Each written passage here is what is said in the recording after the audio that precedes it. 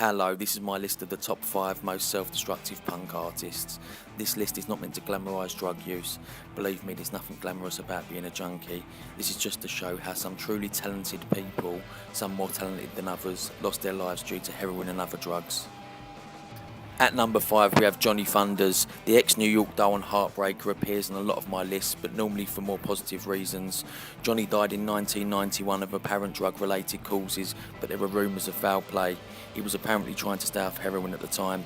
The rumour is he got involved with some bad people, tried to rip off his methadone supply, gave him LSD and murdered him. He was 38 when he died.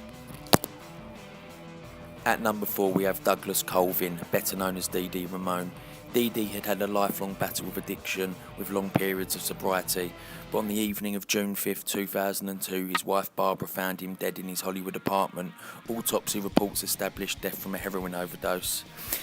D.D. was 50 years old and had just been inducted into the Rock and Roll Hall of Fame along with his band, the Ramones.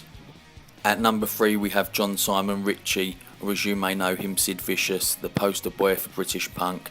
Best known as the replacement bass player for the Sex Pistols after Glenn Matlock was ousted. Sid died of a supposed deliberate overdose administered by his mother Anne Beverley after the death of his girlfriend Nancy Spungen. He was on bail at the time for an assault on Patti Smith's brother and was also a suspect in Nancy's murder. He had given conflicting statements to the police, first saying he had stabbed her by accident during an argument, then saying he couldn't remember what had happened.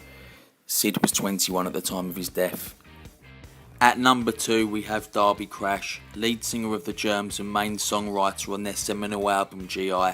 4 days after a concert at the Starwood, which fans that attended called their best ever, Crash took his own life with a deliberate heroin overdose. He was 22 years old. And at number 1, we could only have one person, G.G. Allen, real name Jesus Christ Allen. He was known for spitting and throwing his own excrement at the crowd, fighting them and sexually assaulting both male and female audience members. He had been threatening to kill himself live on stage, but died of an accidental heroin overdose before he could follow up on the promise. Check out some of his interviews here on YouTube to see what kind of a man he was. Thank you very much for viewing this video and I hope you've enjoyed it.